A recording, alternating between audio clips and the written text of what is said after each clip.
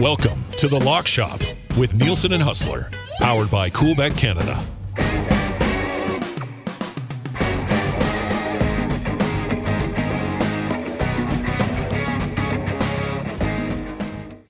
Well, happy Monday, everyone, and welcome to another episode of The Lock Shop. We got some Monday Night Football for you, and we are going to dive into that today. Thank you very much for watching, whether you are streaming on YouTube or you're watching on Twitter. Thank you very much for hopping on board with The Lock Shop once again. Hus, heck of a day at IG Field yesterday, buddy.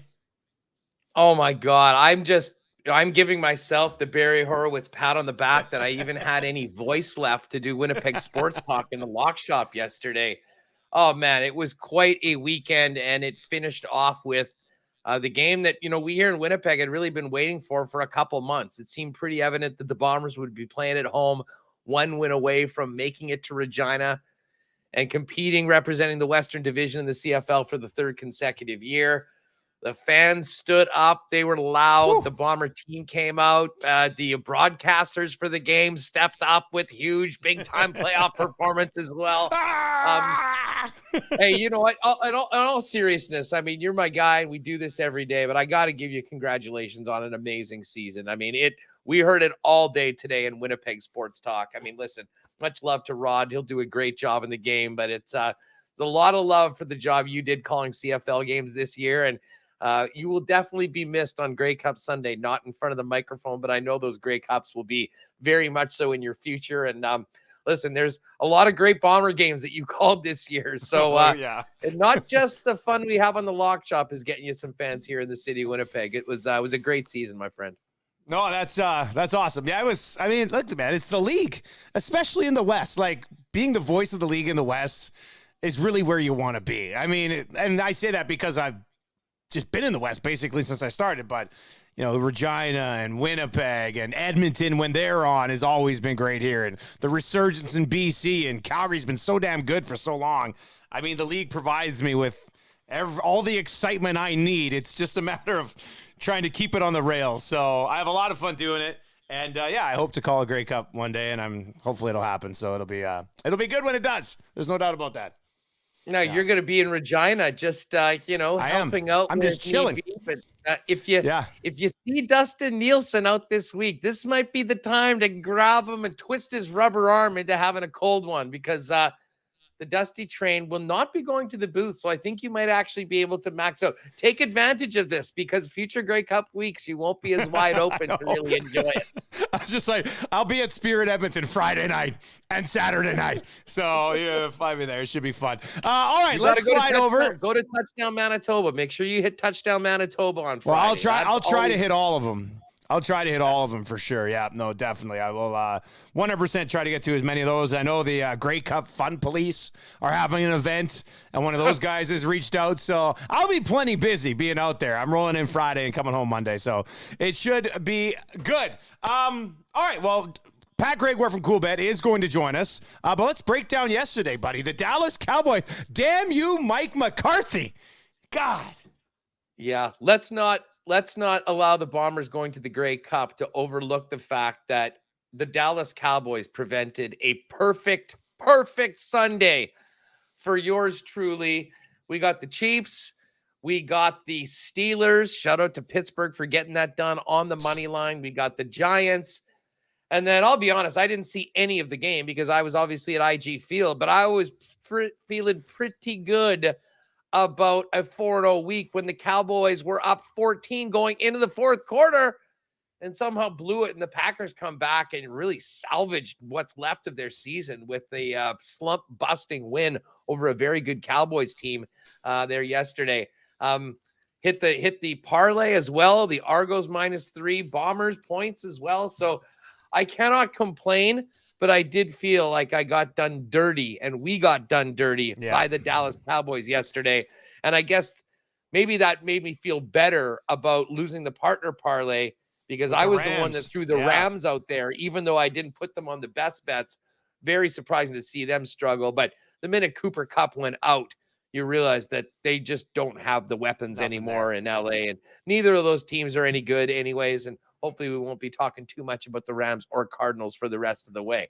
I imagine you didn't get a chance to see very much of what was going on as well, because you were somewhat tied up with the game yesterday, and that was of Bombers Lions. Yeah, I was having a hard time. Plus the time zone. I know it's just 1 over, but it always throws me for a loop. When I don't know what it is. When I'm in Winnipeg, I'm always like, oh yeah, the games are just starting now. Okay, yeah. All right, that's how it works. So it was a busy day for me anyway. What I was happy with was the Dolphins took care of business like I thought they would. I mean, Miami kind of came through for me this week. That was I had them on a couple of parlays, had them on my best bets as well. And that game, like Miami with Tua, they're 7-0 now. Like Miami, you have to take serious. And what about the Vikings now after that game against the Bills, Hus? What say you on that one? Oh my God. So just a quick story. We were at the warming huts outside in the tailgate zone beforehand and watching the East final, and was checking the scores on the score app. And it was 27-23 with a minute left in the game. And the Vikings had a 4th and goal. It looked like they scored. They went back and checked it. They didn't score. So we thought, obviously, Buffalo's won this game. I mean, there's a minute left. They've got the ball back. It's over. We get back into the seats, and one of the guys goes, "Can you believe this game is in overtime?" And I'm like, overtime? It was a 4-point lead. What the hell? I go and check it out. Josh Allen fumbles, defensive fumble recovery. Minnesota goes up by 3, and then they go all the way down, get the field goal to put it into overtime. I mean, it's an all-time, maybe the game of the year so far in the league. But as far as the Vikings go, I mean, that is a big boy win against a big boy team in the Buffalo Bills. The Bills have now lost 2 in a row. Kansas City's back up to number 1 in the AFC. And the Minnesota Vikings are right now looking outside of the Philadelphia Eagles, who's the only team to beat them this year, as a real contender in the NFC North. I can tell you there's a lot of people around here that are excited for the purple. Well, it's tough to bring in our next guest right after talking about this Bills game, because that mustache is going to be turned upside down. A sad boy. Pat Gregoire, Uncle Patty, as we have dubbed him here on the Lock Shop. Uncle Patty, how you doing, buddy? Well, I think you're muted. You're muted. He's so sad. He has no voice left after the loss to the Vikings. Doesn't want to talk about the Bills. Still muted. You know what, maybe jump out and jump back in. Probably the best way to do it, unless Dusty he'll hop back in. I mean, could you hear him? No, I couldn't hear him either. So yeah, it must be a Pat issue. That question mark is his thoughts on the Buffalo Bills right now, because the Bills, I don't know, man. Like, that's a tough spot. Maybe finally we start saying, "Hey, Minnesota Vikings, yeah, they're legit." But Patty, are you there now? Yeah, do you guys got me now? There we go. Perfect.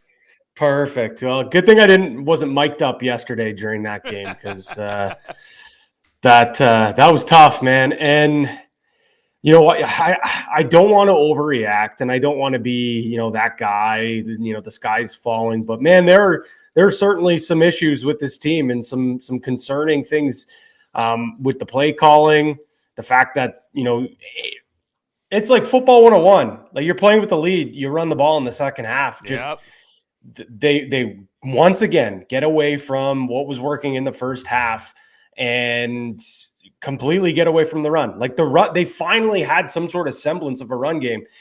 Devin Singletary had a couple of great runs. I think he had 2 touchdowns. Cook was showing a lot of flashes of brilliance. And then just in the second half, man, Ken Dorsey just throws the game plan out, and it just feels like everything then goes on to the back of Josh Allen. And far too many times this season, for the good or for the bad, it's just within the last couple of weeks, it's been the bad, is Josh Allen has to win them games, and they don't find other ways to win, maybe when Josh isn't playing his greatest. And I actually thought for 3 quarters he was pretty good, just made a couple of really bad decisions. I still will say they should have taken the 3 points on that 4th and 2. Go over to my Twitter. I retweeted that drive where they were, I believe it was 2nd and 2, and they threw the ball twice. And then that's when they went for it on 4th. Like, how do you not just run the ball once? How do you not even have a designed run for Josh Allen to get 2 yards? Yeah, Instead, of all people, you go for it on fourth. Nothing's there, and Josh Allen forces something in the end zone. And you know what? Fourth down in the red zone. Really, what's the difference between a pick and an incompletion? Really, nothing. But the fact that there was nothing there, Josh Allen's going to do Josh Allen things. It's either going to be a beautiful pass, a great scramble, or it's going to be an interception where you leave your head scratching. But for me, though, they take the points there. And I know it's chicken shit football, but you take the 3 points, you go up 13, and you're not in the situation that you've put yourself in. And again, the Bills find themselves on the ass end of a game of the year. How many times is this going to happen to this team? A lot. Hey, and speaking of which, the one thing, and Dusty, I don't even know if you've seen this because you, of course, would have been tied up. I think Justin Jefferson made the best catch in the history of the NFL. I watched it. That was insane. Like one-handed into a what body. happened, Like 4th and 18 with the game on the line. Like, I mean, I still can't believe that happened. That's the thing, though. You got to tip your cap to Jefferson and for that entire team. Kirk Cousins, gutsy performance. Again, we talked about this on Friday. The whole narrative around the game was: is Josh Allen going to be ready to go? What's going to happen if Josh Allen's not ready to go? And the Minnesota Vikings are just sitting there, allowing the media just to talk about the Buffalo Bills and Josh Allen instead of talking about, hey, can the Vikings go into Buffalo and, have a statement game? And that's exactly what they did. But again, that was not the narrative. And I think the Vikings are pleased that once again, they're going under the radar despite being 8-1 now and seriously have to be a contender for the Super Bowl. Never mind just their conference. And I mean, I was looking at the odds earlier today, man, and maybe there's not enough value to bet them right now, but they're still only 12-1 to win the Super Bowl and plus 500 to come out of the NFC. Like, am I crazy here for thinking like you'd be nuts not to think about sprinkling some money on them right now? Well, there's enough jaded Viking fans around where I'm at right now that'll say, well, do it at your own risk right now. But I'm with you. They seem to really like each other. Like, I think O'Connell's built a real good team. I mean, even Kirk Cousins is there with the boys doing dumbass things on the private jet on the way home. So Kirk Thuggins. It has been good. Thuggins. Patty, that's the best label for that guy. Did you see Kirk Thuggins? Despite the incredible day we had at IGF and going 2-0 in the CFL and going 3-0 into the late games, my perfect Sunday was ruined by the Dallas Cowboys, who were up 14-0 going into the fourth quarter. I was obviously watching the Bombers. What the heck happened in the fourth? Cowboys, just Cowboys, man. Honestly, it just seemed like they were the ones that kept shooting themselves in the foot. I think you did get a few Aaron Rodgers plays where, only he's the only guy in the world that can make that throw. And I guess it's just one of those things where, the Cowboys were kind of due for a stinker. And this Packers team, despite them being an absolute mess, they still have Aaron Rodgers. And I know it's not the same Aaron Rodgers we've seen. He's still an elite quarterback when he wants to be. And Green Bay, Lambeau's a tough place to go in. So I don't know. I think it all just kind of melded together. And maybe this goes to show, maybe this Cowboys team really isn't as good as we thought. I know no Zeke. So obviously that's a lot on Pollard. Maybe Pollard's not quite as effective unless he has Zeke there with him to have that 1-2 punch. But man, it just seemed like there were so many times in the game where they could have pulled away and they just allowed the Packers to stay in it. Mike McCarthy, man. I said it. I was on the Cowboys. And still on Saturday, I was just like, I'm worried about Mike McCarthy going back to Green Bay. And damn it, I should have listened to myself in that situation. Commanders and Eagles tonight, Pat. What do you like? What are you thinking here on this one? Man, I mean, like this is a big spread for me. It's an interdivision game. It's a Monday, but the Eagles are really good. The Eagles are really, really good. I just don't know if I can stomach 11 points in a primetime game. Hus, I don't know. Has your pick for the daily Coolbet pick gone out yet? I don't want to spoil anything, but screw it, whatever. You're going to say in a couple minutes anyways.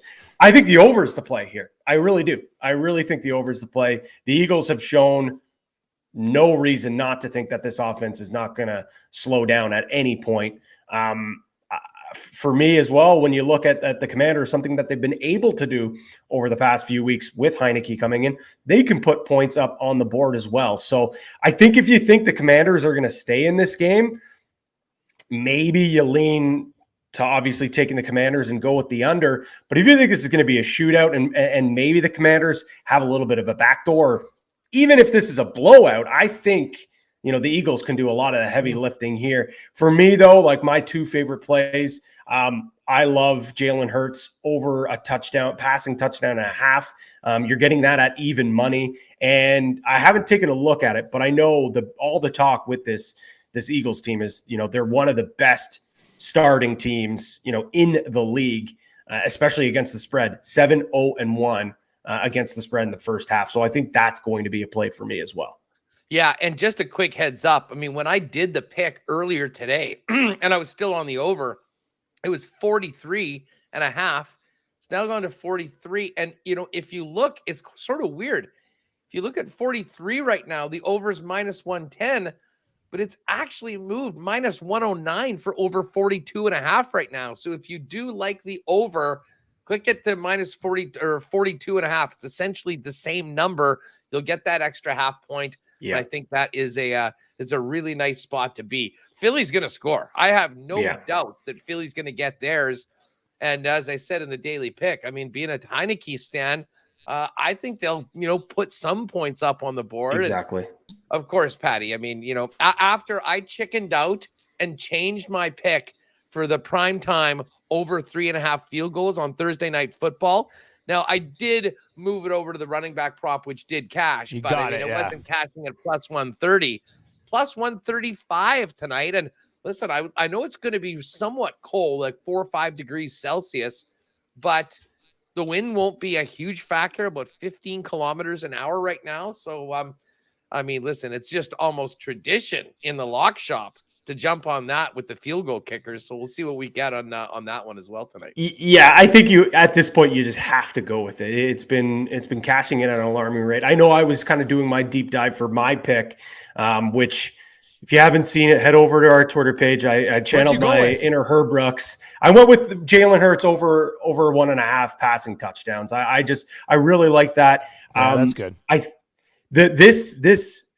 This defense for Washington is actually really good at defending the run, especially in the red zone. They've only given up 4 rushing touchdowns all season long, which is pretty crazy. But they've given up 16 through the air, which is 5th in the NFL. So Hurts has shown, obviously, that he loves to run the ball in. But I think over the last couple of weeks, he has wanted to prove that he's also a pocket passer. And, look at all the weapons that he has. How could he not be a pocket passer? So he made it rain too. Last time these two teams played in Washington, he had 3 touchdown passes in the first half. Him and Devonta really went off. So yeah, touching up some Brown props is never a bad idea, but maybe this is a Devonta night. I don't know. But nonetheless, this is always, these primetime games are always a lot of fun to hammer the props. And I will say the field goal thing does scare me, but the value's too good. And it's a primetime game, and we always see it. But these two teams kick the fewest amount of field goals in the NFL. I believe the Eagles are dead last. And I believe this Washington team is 4th last on average per kicks. They're both only about a field goal per game, which scares me, but it's Monday Night Football. It's Monday Night prime time, baby. Come on. It just happens, right? It happens. And you're not a real lock shopper if you're not taking that bet. Like, that's the most fun bet. It's never dead. It's never dead. Nothing says lock shop like cheering for field goals in prime time. It's just that simple. Patty, we'll talk to you later in the week, buddy. Thanks, awesome. Pat. Cheers, boys. Enjoy the game tonight. That's Pat Gregoire from Coolbet. Find him on Twitter at P. Greggy. All right, Hus. We're both on Washington here. Plus 11 is where it sits right now. I think I saw it at 10.5 either this morning or last night. It's back sitting at 11 right now. And I'm actually going to be on the under, which sits right now at 43. When you sent me your picks, you had it at 42.5 and hopped on the over at -109. I've got it under 43 right now at -110. And I mean, I'll just lay it out quickly here. I mean, it's first of all on the side, it's just a huge number. I mean, 11's a huge number for a Washington team that loses close football games. I know they lost 24-8 earlier in the year against the Eagles, but they're a different team since then. Obviously, Carson Wentz no longer around at the quarterback position. I just think Washington's defense is too good with their offense that's okay enough right now to get blown out in this game and divisional game. I mean, there's a lot of reasons here why 11 is just a big number. So I'm going to be on Washington plus the 11 here, but I'm also going to be in the under 43. And I think and you'll see it, I've got over 5.5 sacks here. I think both of these teams will get a lot of pressure on the quarterbacks tonight. When they met earlier in the season, there was 12 combined sacks in that game. The one thing the Commanders can do is stop the run. That is the best aspect of their team, whether you're looking at passing offense, rushing offense, passing defense, or running defense.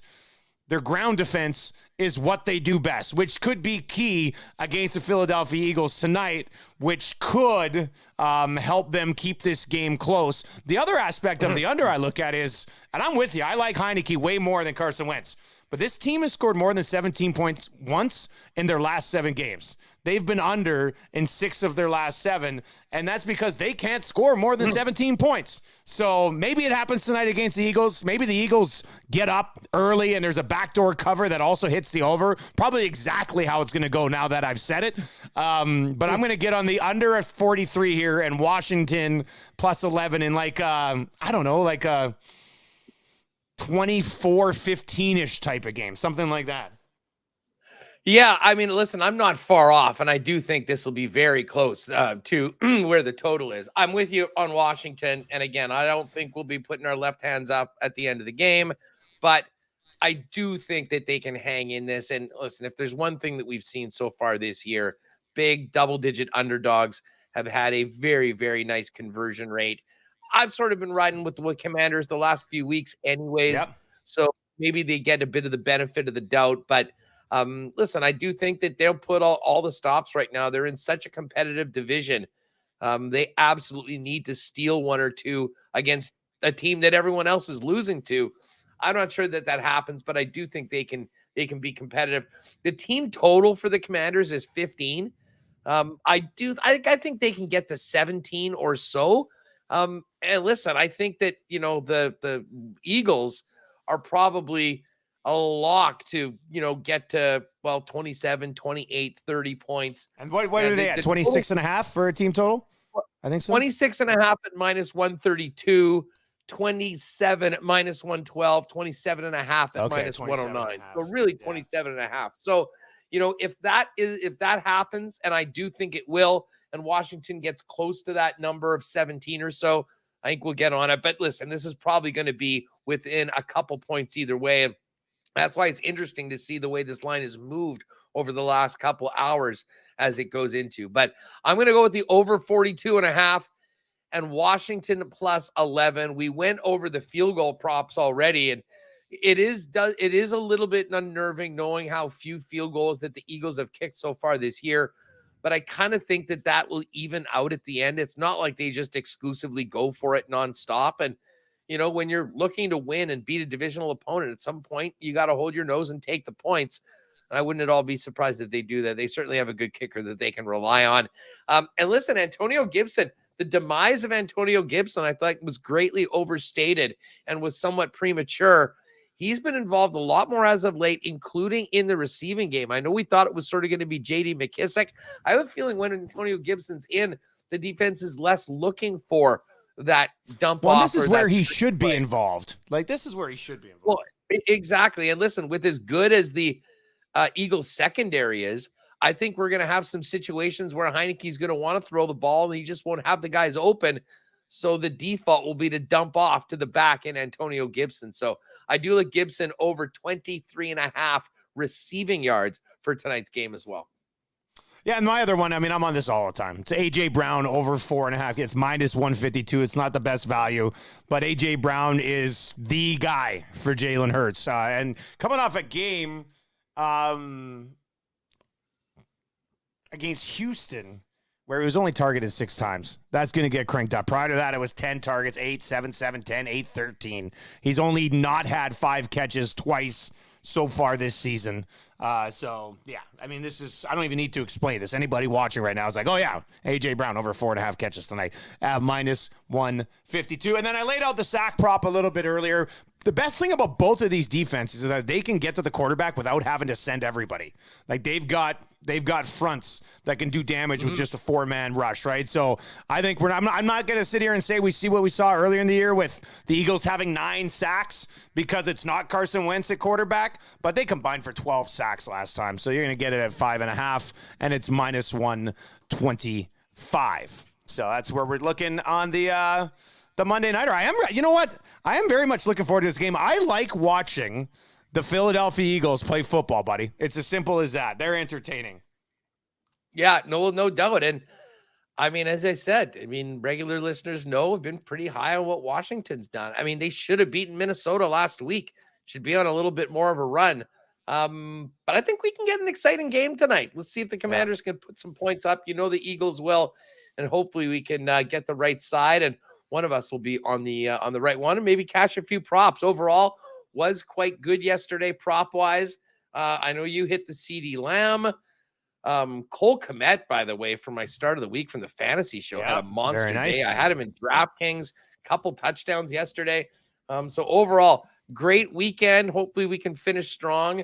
And I do need Dusty. You'll enjoy this. And shout out to my friends at the Win City Pub here in Winnipeg and Commissioner Michelle.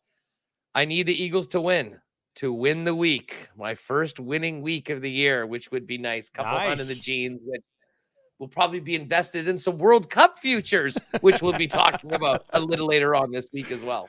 As we will for sure. There's no doubt about that. Grey Cup later this week. We'll have to wait and see some injury reports. Maybe our Grey Cup picks come a little bit later in the week this week, just with the Zach Collaris. I know everybody's saying, don't have to worry, but I mean, we'll see how it plays out. So we got that going for us as well this week. We'll have some hockey picks throughout the week. Of course, we'll be back fantasy football tomorrow. I've added Justin Fields in 3 leagues over the last 2 weeks. 3-0 this week because you can't go wrong. I don't know why he was still available. Hell, I don't know why I didn't even pick him up sooner, but it's worked out well. So we'll get into it tomorrow on Fantasy Football Extravaganza, and we'll be back on Wednesday with another episode of The Lock Shop, getting you ready for the World Cup and some Grey Cup action as well. And hey, shout out to everybody watching on YouTube today. This was our most comments that we've ever had. Double K44 said he saw the notification. So I don't know if the notifications are working now or not, but he said he saw a notification. Nice. So that's great. So if you're watching on Twitter or you're listening to the podcast and you've not yet subscribed to the YouTube channel for the Lock Shop, just go onto Twitter at Lock Shop Bets, click the link on the pinned tweet, subscribe to our YouTube channel, retweet that tweet, and you'll go into the draw for $1,000 cash that we're going to give away when we hit 1,000 members on YouTube. We're in between 250 and 300 right now. So let's keep that going. I mean, I gave out the link at the end of WST and told some people to join us that were already on YouTube. So I think another 20 people jumped on. So we'll go up. This G-Note's burning a hole in Dusty's pocket, folks. So tell your friends, get in there on that. And hopefully if you don't, I'm going to bet it on the Raiders at some point. It's going to happen. That's going to happen. Dude, don't quickly even get me, before we go. Yeah. I mean, and thank God, maybe we'll do the Grey Cup tied in with our best bets on Friday this week. There is some absolutely dreadful games coming up. Imagine the Rams and Saints followed by the Raiders and the Broncos. Raiders losing at home to Jeff Saturday and the Colts in his debut yesterday. This season deserves a Raiders-Broncos game right now. God. Some good other games, though. The Chiefs-Charger game's been flexed to the night. So that's the night game. And you got the Cowboys-Vikings. That'll be, I'm sure, be America's game of the week on Fox. Yeah, Bengals, that's a big one. Steelers as well. Browns, Bills. Bills, man, a huge favorite for that one. As I said, we'll get to all of these as we get closer to game time. But and what do we have for the Thursday nighter? Oh, the Packers right back at it, hosting the Titans at Lambeau on the weekend. That'll actually be an interesting game. So all coming up this week, but tomorrow we'll get you ready for week 11 in fantasy football in the Lock Shop.